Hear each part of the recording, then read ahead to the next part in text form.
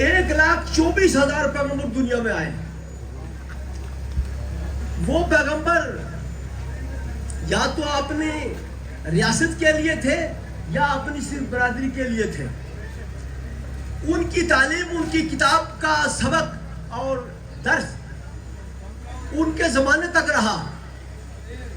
پھر وہ ختم ہو گیا، شریعت ختم ہو گئی، پھر نیا رسول آیا، لیکن ان کی تعلیم آگے نہیں چلی. ہمارے آقا ایک برادری کے لیے نہیں، پوری کائنات کے لیے رسول بنا کر بھیجے گئے. ان کے اس دنیا سے جانے کے بعد سب سے پہلا فتنہ جو ہے وہ یزید کا فتنہ ہے. آپ میری بات کو تھوڑی غور سے سنیں، اور چاہے میری آپ اس ریکارڈنگ کو جہاں مرضی بھیجو، مجھے اس کی پرواہ کوئی نہیں.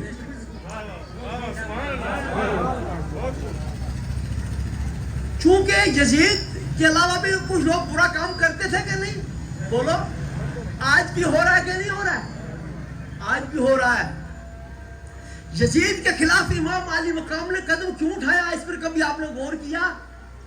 واٹس ایپ، فیس بک اور جناب یوٹیوب، ہم آپ کو فرصت دے تو ہم سوچیں اس چیز کو کہ امام علی مقام اپنی اولاد کے ساتھ، بھائیوں کے ساتھ، بھتیجوں کے ساتھ، بہنوں کے ساتھ مدینہ سے مکہ، مکہ سے کوفہ کیوں آئے؟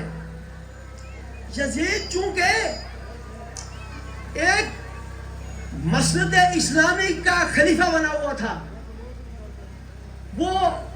وہ سجادہ بنا ہوا تھا، اور اس نے جو کام کیے آپ نے سنا. کتنے علماء سے آپ نے سنا ہوگا. شراب بھی وہ پیتا تھا، بدکاری بھی کرتا تھا، برے کام بھی کرتا تھا، اور بڑی بڑی کتابوں میں ہے کہ یہ بندر کو بھی نچاتا تھا، اور رنڈیاں بھی اس کے گھر میں طواف کرتی تھی. اس کا یہ خیال تھا اس آدمی کا. تو امام کو ان کے بہت بڑے ساتھیوں نے، بڑے بڑے اصحاب نے، عبداللہ بن عمر، عبداللہ بن زبیر، عبداللہ بن مسعود، عبداللہ بن حنظلہ، اور بڑے بڑے صحابہ نے منع کیا کہ آپ کوفہ میں مت جاؤ، کوفیوں کا کوئی اعتبار نہیں. انہوں نے حتی علی کو بھی قتل کیا تھا، امام حسن کے ساتھ بھی بدعہدی کی تھی، آپ مت جاؤ.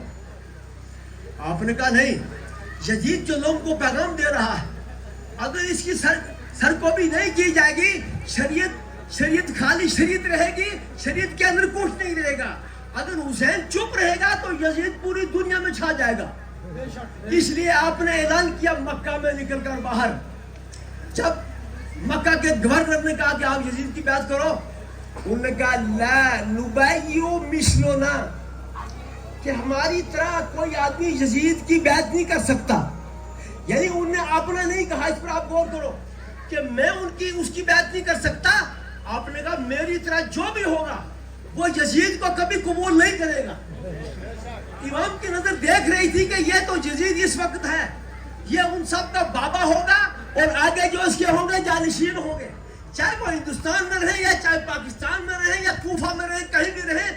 ہماری طرح جو حسین کے نقش قدم پر ہوگا، یزید کی طرح کوئی بھی آدمی ہوگا اس کی بات قبول نہیں کرے گا. اور یزید کو بہت شوق تھا کہ کسی طرح امام اپنا ہاتھ میرے ہاتھ میں دے دے، بہت شوق تھا اس کو. آج دیکھو ابھی یوکرین میں کتنے لوگ مارے گئے، آپ نے اپنی آنکھ سے دیکھا. بولو. فیس بک پر دیکھا کتنے بچوں کو قتل کیا، کتنی عورتوں کو قتل کیا، کتنے مردوں کو قتل کیا. برما میں کیا ہوا، بچوں کو بغدوں سے کاٹا گیا، چھوٹے بچوں کو. بولو کوئی آدمی اپنے بچے کو قتل ہونا اپنی آنکھوں کے سامنے دیکھ سکتا ہے؟ کوئی نہیں دیکھ سکتا. کوئی ذی عقل، ذی ہوش، اور جس کے دل میں ہمدردی ہے اور محبت ہے اولاد کی، وہ دیکھ نہیں سکتا کہ اس کی آنکھوں کے سامنے اس کا بچہ قتل ہو. لیکن سبحان اللہ، امام کی سوچ دیکھو کہ امام اپنے بچوں کو لے کر آئے کربلا میں قتل کرنے کے لیے، کہ یہ بچے جو سب سے پیارے ہیں، ان کا قتل تو ہم قبول کر سکتے ہیں، لیکن شریعت کا جھکاؤ ہم کبھی برداشت نہیں کر سکتے ہیں، یزید ہو یا کوئی بھی ہو. آپ وہاں لے کر آئے. فلسطین میں دیکھو کیا ہو رہا ہے. لیکن کیا کوئی ایسی تاریخ ہے جس طرح امام علی مقام کے نام کی یادگاری جلوس نکل رہا ہے، کبھی اس طرح کسی اور کے لیے نکلا ہے؟ فلسطین میں کتنے لوگ مارے گئے ہیں، افغانستان میں کتنے لوگ مارے گئے ہیں، پنجاب میں کتنا مسلمانوں مارا گیا ہے، بنگلہ دیش میں کتنا مسلمانوں مارا گیا ہے، لیکن ایسی مثال کوئی نہیں جو اس جلسے کی ہے. کیوں؟ افسوس اس بات کا ہے کہ یزید نے اسی آدمی کی اولاد کو قتل کیا کہ جس کا کلمہ پڑھ رہا ہے. ابھی ہم سن رہے تھے یوٹیوب پر ہندوستان کا جو جنرل منیجر ہے، کیا بولتے ہیں، chief of the army staff, کیا نام جو مونچھ والا بڑا ہے بخشی، وہ کہہ رہا میں حسینی برابر ہوں. ہم کو بڑی حیرت ہوئی کہ ایک ہندوستان کا chief of the army staff وہ فخر کرتا ہے کہ میں حسینی برابر ہوں، اور یہاں کا مسلمان حسینی ہونے میں آر محسوس کر رہا ہے. وہ انگریز کا پٹھو معلوم ہوتا ہے، جو انگریز. ابھی آپ نے نہیں سنا کہ امام علی مقام کتنا 100 میل چل کر کے انہوں نے دین کے لیے کیا کیا، اور ہمارا مسلمان اس وقت بمبے میں جا رہا ہے، ناگور میں جا رہا ہے، دلی میں جا رہا ہے، بنگلور میں جا رہا ہے، اور یہودیوں کو ایجنٹی کا پٹا ڈال رہا ہے، اور یہاں پر آ کر کے لگا رہا ہے اس کی مہر دجال کی، یعنی دجالی فرقہ یہاں آ رہا ہے. پیسے ٹلو مناٹی اس کا نام ہے. پہلے جب ہم کو لڑکے بتاتے الو مناٹی میں الو بناتی، کیا الو ہے؟ ارے بول، کیا امام علی مقام سے تیری سوچ زیادہ ہے؟ جو اتنا دور چل کر کے یزید کی تابوت میں آخری کیل ایسی مار دی ہے کہ قیامت تک کے لیے کوئی مسلمان یزید کی بات کو قبول نہیں کر سکتا. اور تو پیسے کے لیے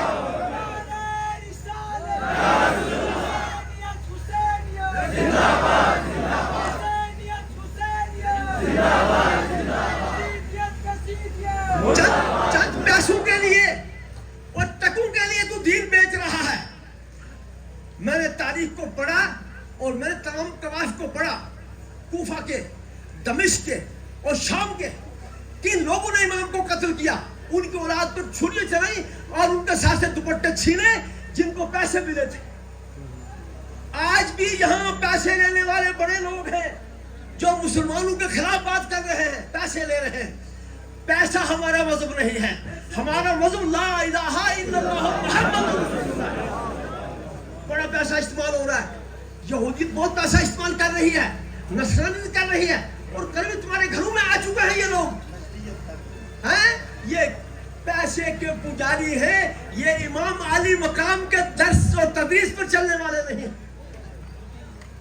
اب سنو جی، جو یزید نے، ہم نے یوٹیوب پر سنا ایک آدمی باضابطہ وکیل بحث کر رہا تھا کہ یزید کا کوئی گناہ نہیں. میں نے کہا واہ، ہم بحث کر رہے ہیں کہ امام علی مقام کو یزید نے قتل کروایا ہے، ان کو ظلم کیا ہے. کیوں؟ کہ ہم حسین کے غلام ہیں، ہم حسین کے ہیں، اور یزید کی جو صفائی دے رہا ہے وہ یزید کی اولاد ہوگا، امام علی مقام کی نہیں ہوگا. یزید نے جی کچھ نہیں کیا.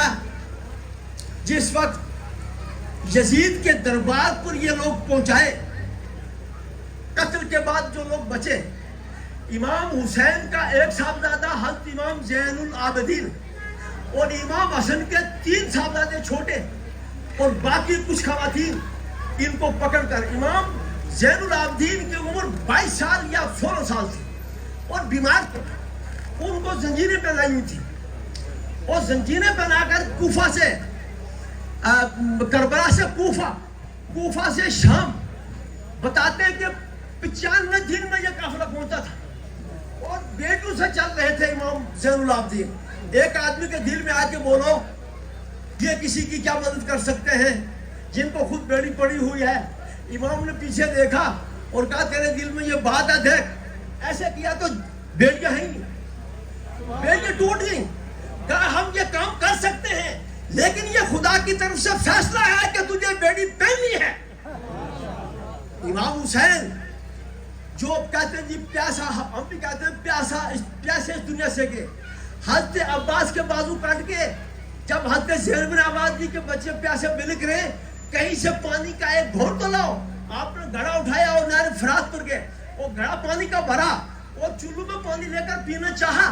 پھر خیال آیا کہ اگر زینب بہن پیاسی ہے، بچے پیاسے ہیں، میں پانی پی لوں گا تو خدا کو کیا جواب دوں گا؟ جب تک ان کو پانی نہ پلا لوں میں پانی نہیں پیوں گا.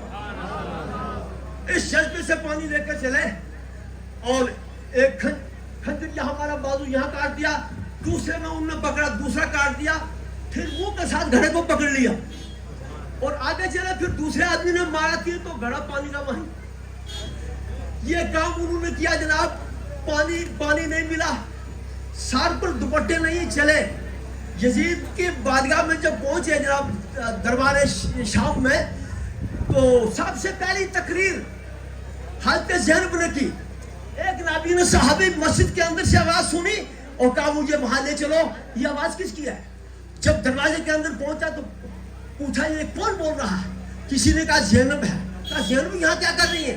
کہا وہ کربلا میں ان کے بھائیوں کو سب کو قتل کر دیا ہے، آج قیدی بنا کے یہاں لایا گیا ہے. اس نابینا صحابی نے کہا کہ واللہ یہ زینب کی آواز نہیں ہے، یہ حضرت علی کی آواز ہے، وہ مجھے کھینچ کے یہاں لائی ہے. امام زین العابدین بیٹھے، کسی صحابی نے ترس کھا کر جو عورتیں وہاں بیٹھی ہوئی تھی ان کے سر پر ایک چادر ڈالی کہ یہ پردے سے ہو جائے. اس سے یزید نے حکم دیا کہ اٹھا اور ان کے سر سے دوپٹہ اتار دو، یہ دوپٹے میں یہاں رہے میرے سامنے. امام زین العابدین کو غصہ آیا، مگر ساتھ کے ساتھی نے کہا کہ تم ایک رہ گئے ہو، یہ تمہیں قتل کرے گا، تم صبر کرو. امام زین العابدین صبر کرنے کے بعد ان کی جب ضبط نہ کر سکے، آنکھ سے ان کے آنسو آئے، مگر پانی کے آنسو نہیں آئے، خون کے آنسو آئے، خون کے آنسو روئے وہ. تو لوگوں نے کہا کیا ہوا؟ بولے صاحب میں کیا بتاؤں کیا ہوا، کیا دیکھ رہے ہیں آپ کہ ہماری خواتین کے سر سے اس سے پردہ اٹھا لیا. اور ایک صحابی کا بیان ہے کہ ابھی یہ لوگ شام نہیں پہنچے تھے، شہر کو سجایا گیا، ڈیوٹی لگائی گئی، سفیدی بچھائی گئی، صفایا کیا گیا اور ڈھول بج رہے، طبلے بج رہے، شنائیں بج رہی. تو صحابی نے پوچھا یہ کیا ہو رہا ہے؟ یہاں جو یزید کے خلاف جن لوگوں نے قدم اٹھایا تھا وہ قتل کر دیے گئے ہیں، ان کے سر کو یہاں لایا جا رہا ہے. اس خوشی میں یزید طبلے بجا رہا ہے، خوش ہو رہا ہے. کہا اچھا دیکھو کیا ہے.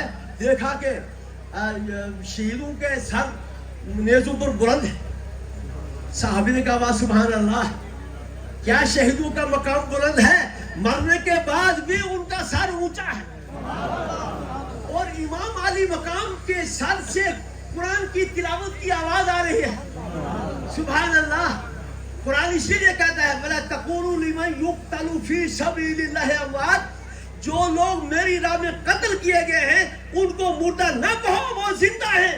نعرہ تکبیر، نعرہ رسالت، نعرہ حیدری، حیدری، حیدری. یزید نے بڑی کوشش کی کہ امام علی مقام میرے ہاتھ میں ہاتھ دے دے. میں نے اس روایت کو آج دیکھا، میں نے مطالعہ کیا اس بات کا کہ امام کا سر تو بلند کیا ہوا ہے اور سر کو یزید کے سامنے رکھا، باقی سروں کو بھی رکھا، اور اپنی چھڑی سے وہ امام علی مقام کے دانتوں کو لگا رہا تھا. ایک صحابی بیٹھے تھے، خبیث اس چھڑی کو پیچھے کر. میں نے اپنی آنکھوں سے مصطفیٰ کے ہونٹوں کو دیکھا کہ ان دانتوں کو چومتے ہوئے دیکھا.